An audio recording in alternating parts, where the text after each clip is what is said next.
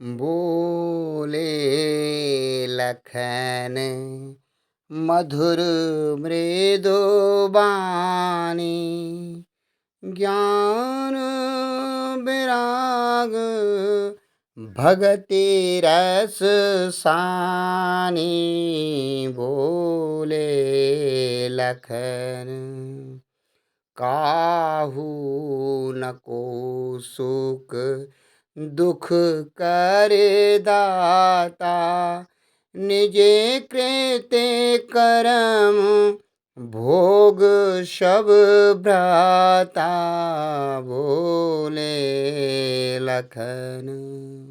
भावार्थ। तब श्री लक्ष्मण जी ज्ञान, वैराग्य और भक्ति के रस से सनी हुई मीठी और कोमल वाणी बोले, हे भाई, कोई किसी को सुख दुख का देने वाला नहीं है। सब अपने ही किए हुए कर्मों का फल भोगते हैं। नमस्कार मित्रों, जय हिंद, जय भारत और जय उत्तराखंड। मैं गौतम सिंह बिष्ट उत्तराखंड हिलांसी यूट्यूब चैनल से आपसे मुखातिब हूँ। मित्रों, जैसे कि आप जानते हैं, हम और आप रामायण और भागवत के प्रसंगों में सनातन धर्म की गूढ़ता को समझने का प्रयास कर रहे हैं। और इस सीरीज में हम रामायण के चौपाए, छंद और दोहों में जो जीवन की उत्कृष्टता छुपी हुई है, जो रहस्य हैं, उनको तुलसी बाबा ने किस प्रकार से उजागर किया है, इस पर हम चर्चारत हैं। और यहाँ पर जो प्रसंग है, यह प्रसंग तब का है जब राम, लखन और सिया वन को जाने के लिए तैयार हो जाते हैं और श्रृंगेरपुर में आते हैं। तो निषाद राज के यहाँ जब पहुँचते हैं तो निषाद राज उनकी अगुवाई करता है। और उस समय निषाद राज को बड़ा खेद होता है कि अमरावती के इंद्र को भी जिसकी ज़रूरत पड़ती है, जिसकी सहायता के बिना इंद्र भी राज नहीं कर सकता, उस दशरथ के बेटे और वो भी प्रभु श्री राम इस प्रकार वन में मारे मारे फिर रहे हैं। और वो इस प्रकार से कहते हैं कि इसमें कैकेयी माता ने बड़ा गलत किया है। लेकिन यहाँ पर लक्ष्मण जी, इसको लक्ष्मण गीता भी कहा जाता है, और रामायण का यह प्रसंग है जहाँ पर लक्ष्मण जी कहते हैं, ज्ञान, वैराग्य और भक्ति से सनी हुई वाणी में जीवन के यथार्थ को समझाते हैं कि हे भाई, कोई किसी को सुख दुख नहीं देता है।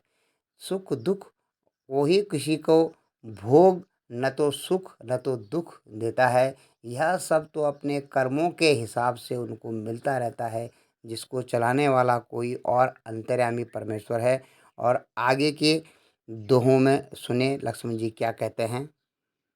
जोग वियोग भोग भल मंदा हित अनहित मध्यम भ्रम फंदा जन्मु मरनु जहाँ लगी जग जालू संपत्ति विपत्ति करम और कालो जोग वियोग।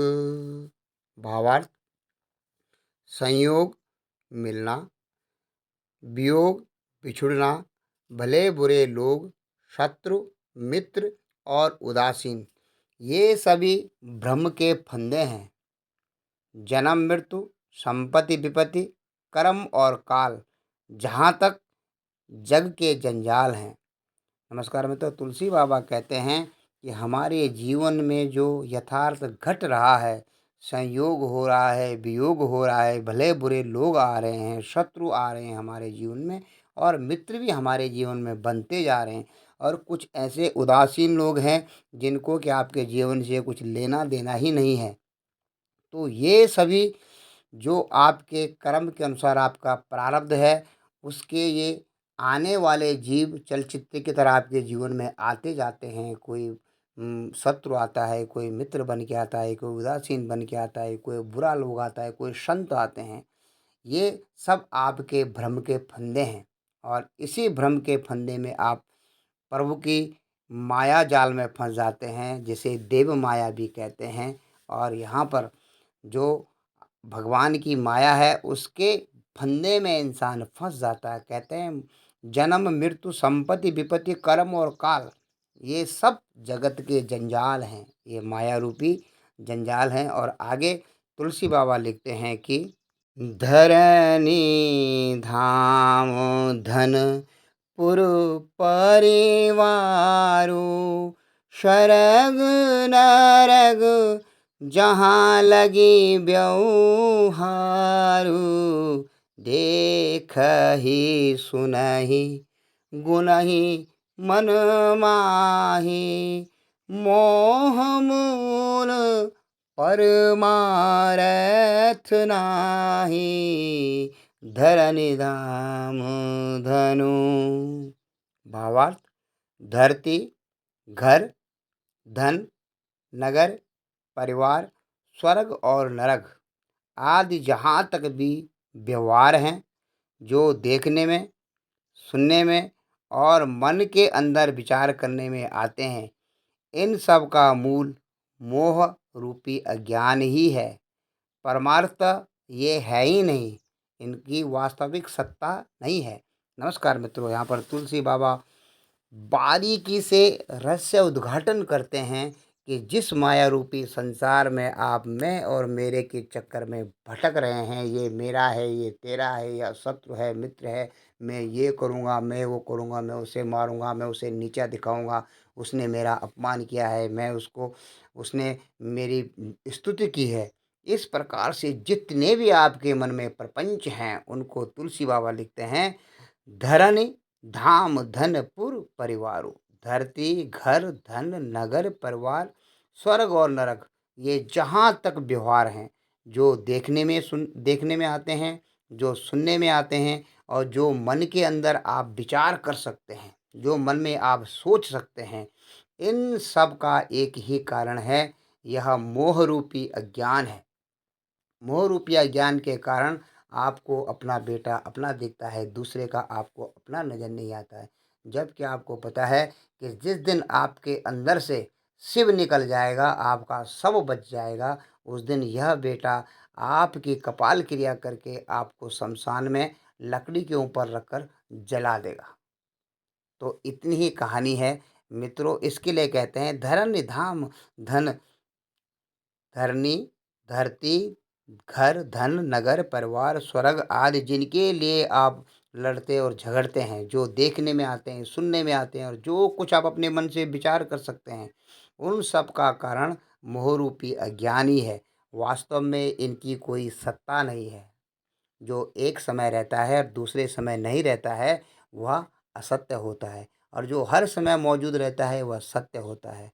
और आगे तुलसी बाबा लिखते हैं कि सपने होय भिकार नृप रंकुनाक पति हो जागे लाभ न हानि कछु तिम प्रपंच जिया जो।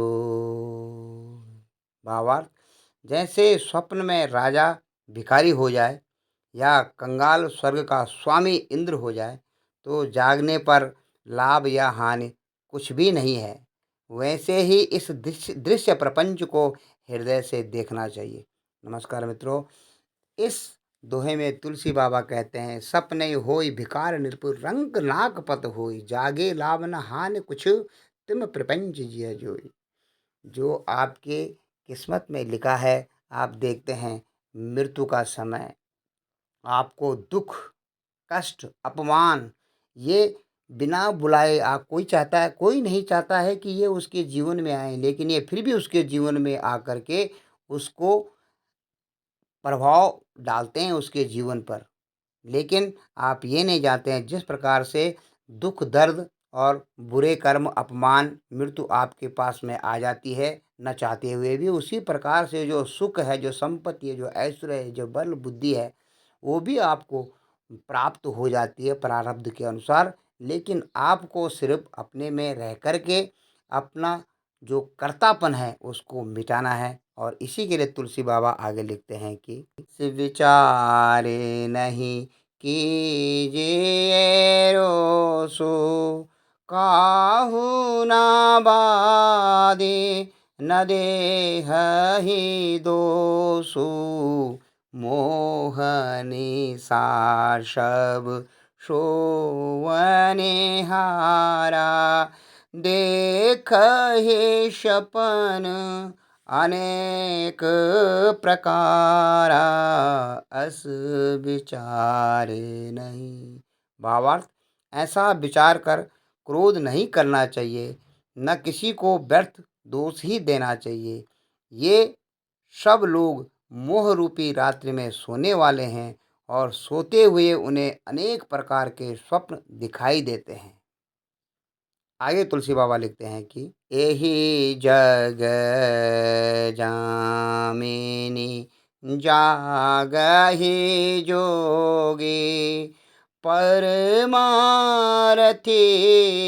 प्रपंच वियोगी जानहि तबहि जीव जब जागा जब सब विषय विलास विरागा जानहि तबहि। भावार्थ, इस जगत रूपी रात्रि में योगी लोग जागते हैं जो परमारथी हैं और प्रपंच माइक जगत से छूटे हुए हैं, अर्थात माया के बैरागी हैं। जगत में जीव को जगा हुआ तभी जानना चाहिए जब संपूर्ण भोग विलासों से वैराग्य हो जाए। नमस्कार मित्रों, जय हिंद, जय भारत और जय उत्तराखंड। यहाँ पर तुलसी बाबा ने आगे खोल करके लिखा है, यही जग जामिनी जागहि जोगी। इस जगत रूपी रात्रि, जो माया रूपी रात्रि है, ये तेरे मेरे का जो ये बहुत बड़ा प्रपंच है, मोह रूपी रात में योगी जागते हैं, अर्थात योगी लोग जागते रहते हैं। वे परमारथी होते हैं, दूसरे का हित करने वाले होते हैं और प्रपंच विरोधी, जो इस संसार में प्रपंच चल रहा है माया का, उससे ये लोग बैरागी होते हैं, उसमें इनका ध्यान नहीं होता है। और आगे बहुत स्पष्ट लिखते हैं, और आप सबको जानने वाली बात जो है, जानई तबहि जीव जब जागा। आप आज के ज़माने में हर किसी जिसने लंबी लंबी जटाई रखी हो और महात्मा का रूप रखा हो और रुद्राक्ष की माला पहनी हो, उसको आप योगी समझने लगते हैं, उसके चरणों में गिर जाते हैं। लेकिन यहाँ पर कहते हैं कि उसकी कैसी पहचान करनी चाहिए। जानहि तबहि जीव जब जागा, तब जानना चाहिए कि इस जीव के अंदर से परमार्थ तत्व, परमात्मा का तत्व जागृत हो गया है, जब सब विषय विराग विलास, जब सारे विषयों से, पूर्ण भोग विलासों से वैराग्य हो जाए, तभी आप समझ सकते हैं कि यह जीव जगा हुआ है, यह जीव ब्रह्म को प्राप्त होने वाला है, इस जीवन ने ब्रह्म का आत्म साक्षात्कार कर लिया है। लेकिन आप देखते हैं कि इस जगत में लोग नाना प्रकार के इस माया रूपी प्रपंच में अपना पाखंड भी मिला देते हैं और एक बहुत से लोगों को भरमा देते हैं, एक समाज का एक हिस्से को वे भ्रम में डाल देते हैं, जबकि वे योगी नहीं होते हैं। जो योगी होते हैं, इस माया रूपी रात्रि में वह योगी जागता रहता है। जो लोगों के लिए रात है, वह योगी के लिए दिन की तरह उसमें वह अपने योग में मगन होता है, उसमें वह जाग कर कार्य करता रहता है। मोह रूपी निशा में लोग सोते हैं और योगी लोग जागते हैं, और जिसमें योगी लोग जागते हैं उसमें यह संसार सोता है। तो आगे तुलसी बाबा लिखते हैं कि होए विवेक मोह भ्रम भागा, तब रघुनाथ चरण अनुरागा, सखा परम पर मारथ येहू, मन क्रम बचन राम पद नेहू, होए विवेक। भावार्थ, विवेक होने पर मोह रूपी भ्रम भाग जाता है, तब अज्ञान का नाश होने पर ही श्री रघुनाथ जी के चरणों में प्रेम होता है। हे सखा, मन वचन और कर्म से श्री रामचंद्र जी के चरणों में प्रेम होना ही यही सर्वश्रेष्ठ परमार्थ है और पुरुषार्थ है। इस जीवन का यही लक्ष्य भी है कि आपका उस परमात्मा के चरण कमलों में अनुराग हो। नमस्कार मित्रों, यहाँ पर तुलसी बाबा आगे बड़ी बारीकी से लिखते हैं, विवेक होने पर ही मोह रूपी भ्रम भागता है। होए विवेक मोह भ्रम भागा। जैसे ही आपके मन में विवेक उत्पन्न होता है, बुद्धि में विवेक होता है और मन की तरफ अगर आप बुद्धि जाती है तो बुद्धि मलिन हो जाती है और वह विषयों में भटक जाती है। लेकिन विवेक जब मन के अंदर, बुद्धि के अंदर विवेक जागृत होता है, तब यह मोह रूपी भ्रम भाग जाता है। यह तेरा है, मेरा है, यह भ्रम है, यह दूर हो जाता है। तभी श्री रघुनाथ जी के चरणों में अनुराग होता है और तभी आपको ईश्वरीय भक्ति प्राप्त होती है, इससे पहले नहीं। अगर आप मोह रूपी रात में सो रहे हैं तो आपको कभी ईश्वर की भक्ति प्राप्त नहीं होगी, उनके चरणों में आपको अनुराग नहीं होगा, आपको सरदार विश्वास नहीं होगा प्रभु चरणों में। रामायण में ही कहा जाता है, भवानी शंकर बंदे सरदार विश्वास रूपिणो या भाम बिना न पश्यंती सिद्धा स्वंतर स्थित ईश्वरम। अपने अंतर में स्थित ईश्वर को भी आप बिना सरदार विश्वास, जो कि भवानी माता और शंकर भगवान के रूप में रामायण में प्रवेश करते हैं, वे सरदार विश्वास न होने के कारण भी आप प्रभु में आपको आपको प्रभु की भक्ति नहीं मिल सकती है।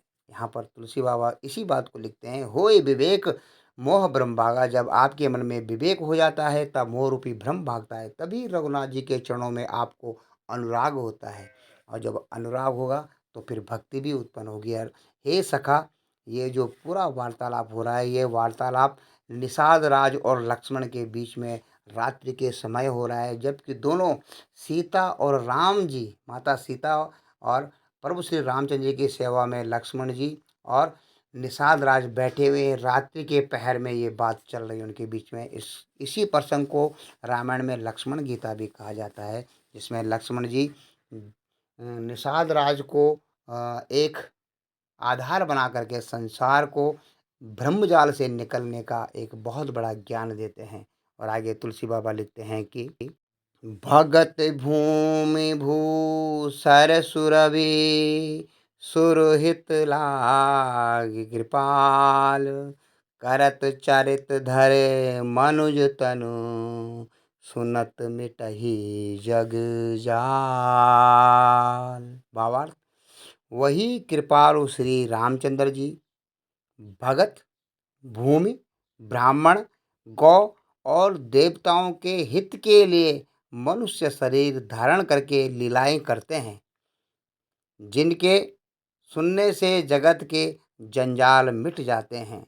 नमस्कार मित्रों, और यहाँ पर तुलसी बाबा इस दोहे के माध्यम से कहते हैं, भगत भूमि भू सर सुरभि सुर हित लाग कृपाल। भक्तों के लिए, इस धरती के लिए, भूमि के लिए जिस पर कि नाना प्रकार की संपदा है, भूसर अर्थात ब्राह्मणों के लिए, सुरभि अर्थात गौ के लिए, सुर सुर मतलब देवताओं के लिए। देवता मतलब ये नहीं है जिनको आप चलचित्र पे देखते हैं। देवता जिसके अंदर दान देने का भाव हो, दान करने का भाव हो, किसी के दुख में जो दुखी होकर उसको अपना सब कुछ अर्पण कर देते हैं, जिसमें देने का भाव हुआ देवता है। और ऐसे व्यक्ति के हित के लिए ही कृपालु रामचंद्र जी ने जन्म लिया है। करत चरित धरि मनुज तन सुनत मिटहि जल जाल। और यहाँ पर मनुष्य के रूप में इस मनुष्य का चरित्र, श्री रामचंद्र जी एक मनुष्य के रूप में अवतरित हुए हैं और मनुष्य चरित्र, मनुष्य का चरित्र का एक अनुसरण कर रहे हैं।